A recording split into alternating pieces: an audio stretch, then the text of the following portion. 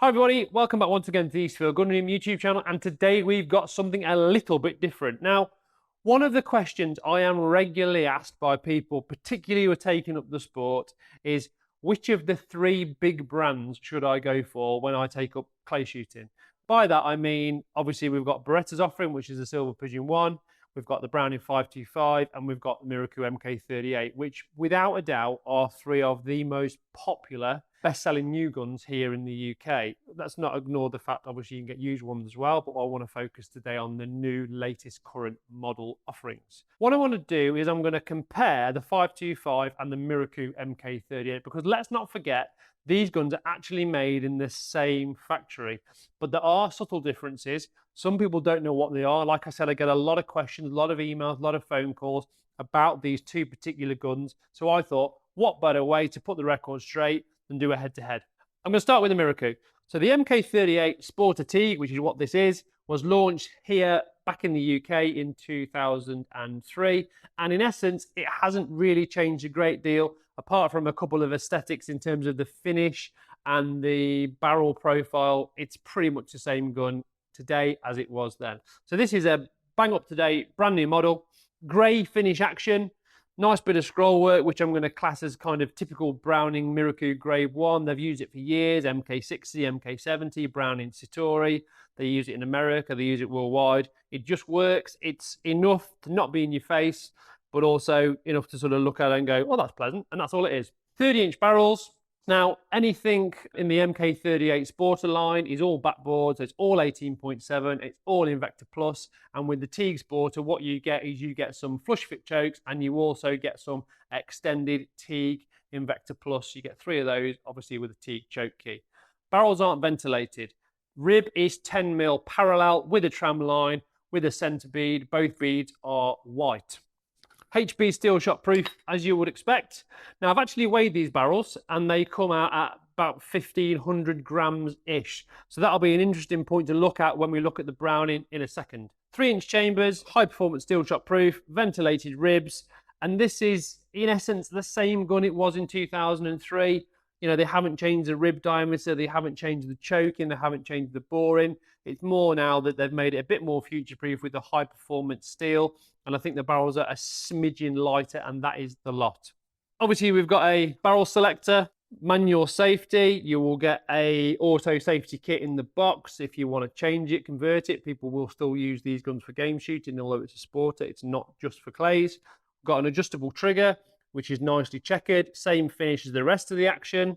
And also there are different options available for trigger should you choose to change it, although this is the one that you will get as standard on an MK38 Sporter.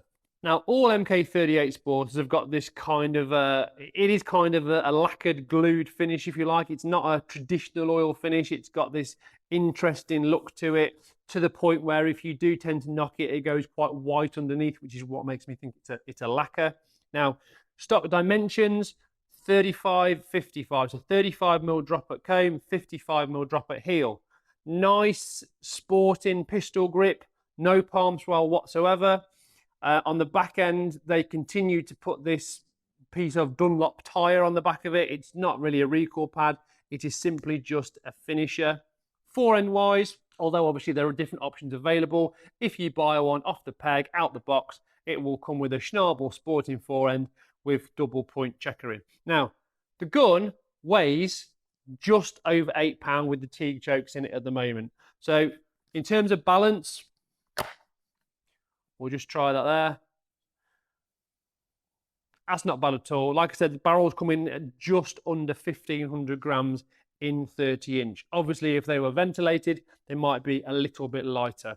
Now, as a gun, it feels great. I've had several MK38s, shot them for years, and they just are very rugged, very reliable, very steady, very forgiving, very smooth to shoot. Right, so onto the Browning. Again, we'll start with the action. This is the brand new latest spec. Previous models of this were engraved.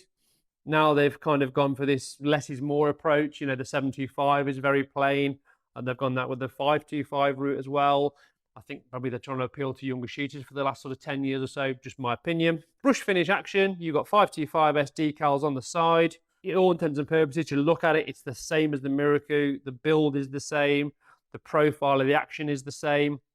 Now the barrels are different. So what we've got here, we have got 30-inch again. We have got the 10mm parallel rib with the tram line, with the centre bead, but we've got ventilated barrels. Now I've never quite understood why here in the UK we don't get the vented barrels on the Miroku, but we don't. It's as simple as that.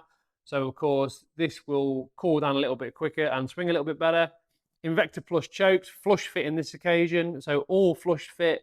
18.7 bore, 3-inch chambers. Now what you will notice, unless you've got a really, really bad monitor or a really naff old iPhone, is that they're matte finish barrels, which is interesting because historically, again, Brownings have always kind of been this gloss finish. I think since the eventuality of the 725 Pro Sport, which is matte finish, they've kind of stepped up a gear with the lower range of guns. And as a result, we've got matte finish barrels. Trigger, adjustable, as like the MK38. It's a slightly different shape. It's a little bit more like their old Olympic trap trigger they used to have on the old B25s, if people can relate to that are watching the video. This trigger is a bit slimmer than you get on the MK38. It's not checkered. Again, we've got this brushed finish all through, no engraving apart from the Browning bookmark on the fore-end iron. Again, it is plain, it is minimal, but that's kind of the age that we live in. A lot of people like guns that are plain and not too in your face. Top lever, very, very similar to the MK38, same barrel selector exactly. Few differences in the stock. Now, the Browning, we have got 36-56, 36mm drop at comb, 56mm drop at heel. Now, there's only a mil difference, but also with the MK38, there's a little bit more wood in the stock, and that can be better suited to people with a certain face shape, if that makes any sense. We've got the Inflex recoil pad, which very good design system. You can put a shorter one, you can put a longer one on. This is 14 3/4 as standard. The Miroku comes in at just 15 inches. So, you know, depending on whether you want to have a slightly shorter stock, 14.5-ish, right up to 16 plus, then you've got the facility to do that with the Browning. One thing I will say is the recoil pad system, in my opinion, is not the best. There are better ones out there, for example, something like a Kickies, but it does the job and it's nice that it is modular. Now on here, we've got this bigger style checkering. It's double point again. It looks very, very different to the Miroku. It's more pronounced. It feels a little bit sharper in the hand. Not for me. I'd prefer the feel of the Miroku, but again, that's entirely up to the end user. A bit more of a lip on the schnabel. It is a slightly different shape with a bit more of a belly on the front. Now, in terms of weight, this is lighter than the Miroku. It actually weighs 7 pounds 13 ounces with the chokes installed, etc. And if we just try and balance it, interestingly, it's slightly barrel heavy. Okay, again, a little bit of weight in the back end. I think you can get the weighting systems to go in the current 525 or change the recoil pad, and you can put the balance back over the hinge pin if that's where you wanted it. Actual grade of wood, it's European walnut, very similar to what's on the Miroku. Slightly different oil finish. You could argue it's a slightly higher spec oil finish. This one's quite nicely figured as well. So from a presentation point of view, it's an aesthetically pleasing gun to look at. So that's the features, and both these guns, they come out of the same factory, remember, are marketed as sporters. So which is the best one for sporting? Now the Browning, in my opinion, and people who watch the channel regularly will know my opinion of kind of desired weights and stuff for clay shooting, is a little bit light at 7 pounds 13 ounces. It's going to be a little bit whippy. So I would say if you are going to go down the 525 route, look at adding a bit of weight to the stock or a heavier recoil pad, or even maybe looking at a slightly longer barrel length. But again, if you look at a gun as a crossover gun, as an all-rounder, for shooting clays, for shooting simulated game, for shooting a bit of game, the whole fact that it's a little bit slimmer and a little bit lighter, I think it would lend itself better to that. So moving on to the Miroku, it's a winner for me based on the fact we're talking about a recommendation for sport in here. The extra bit of weight, it just feels better. It just feels a bit more positive, a bit chunkier, a bit smoother. Obviously, with that extra weight, you'll get lower recoil. The barrels will be, you know, easy to kind of get moving on your own without pushing them too hard. They just flow better. The 525 is a great gun. There's no question. Like I said, I get asked this question all the time, 525 or MK38. Believe it or not, the Miroku is actually more expensive than the Browning here in the UK. Again, I think it's down to politics, because for me, if you wanted to shoot sporting clays and you had a particular budget, well, let's not forget the 525, the MK38, and also the Silver Pigeon fall into every time I would pick the MK38 because for sporting, it's just a better gun. Now, to finish, I want to just talk about the bits and pieces you get with it, because ultimately when you buy a shotgun, there are the certain accoutrements that come with it. So through the magic of film, the guns are going to disappear and the boxes are going to appear right now. Ta-da! Right, eagle-eye viewers will notice that this is plastic and this is not. Now, for decades now in the UK, we have been given, sadly, get your violin out, okay, Mirokus in cardboard boxes. And again, it just all comes down, in my opinion, to politics. Yes, it's a shame that you buy a new grade 5 at a few £1,000s, more than a few £1,000s to be fair, and it comes in a cardboard box, but ultimately, what you're going to use it for, as I've said before, they usually end up in the loft. So we'll start with the Miroku. So we've got some genuine cardboard, genuine polystyrene, look at that. And we have a proof certificate, inspection certificate, and also all the warranty buff. Incidentally, both of these guns here in the UK come with a 3-year warranty as standard, which includes the woodwork, which is very, very good. And also, we have talked before in previous videos about the red herring Browning 10-year warranty. So don't be fooled, people. Stick to 3, because it's just the action, not the bits in it. So chokes, as I mentioned with the Miroku, 3 extended Teague Invector Plus, and for some reason you get 2 flush ones. Here comes in these handy little tubes. Teague choke key, not a standard choke key, just the Teague one. Allen key to adjust the trigger, because of course that's removable in terms of the position. And also the auto safety bar. There's your additional Teague, and there's your additional flush fit choke. So moving on to the Browning, again, they have been supplied in these cases for absolute decades. It's almost like there was a rock, paper, scissors contest. Browning won and got the plastic cases, and Miroku got the short straw and the cardboard boxes. So again, we've got a book of words. We've got the 1-year extra warranty if you register it online. Not that you're going to need it. And also in here, we have got a choke box to put them in. And there you go. You've got 2 Invector Plus flush chokes to go with the 2 that are already in the barrel.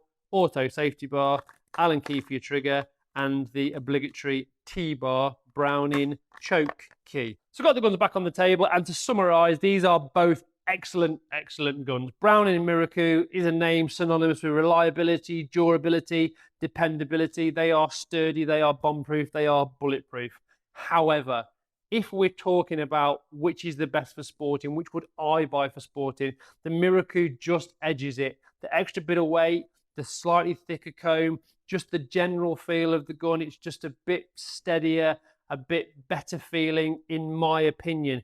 If you want, you know, the slightly more modern lines of the 525 and you maybe want to do a little bit of game shooting, you want things a bit quicker in the barrels, then the 525 is absolutely the one to go for. But if we talk about a gun for out and out sporting clays, for me, every time, it's got to be the Big M. Case in point, we talked about the fact that the Miroku is a smidge higher in the comb. Just remember, and we've talked about this before, that even though you might be setting out on your clay shooting journey and buying one of these guns, it may not fit you off the shelf, and it may require some alterations, longer pad, shorter pad, whatever. Adjustable comb is a common alteration that we carry out here at Eastfield Gunroom. Do check out the video on adjustable combs, lots of information in there. So that has been my frequently asked question video comparison between the MK38 Sporter and the Browning 525 S Sporter. If you've got any questions about either of these 2 guns, do drop me an email, do get in touch directly.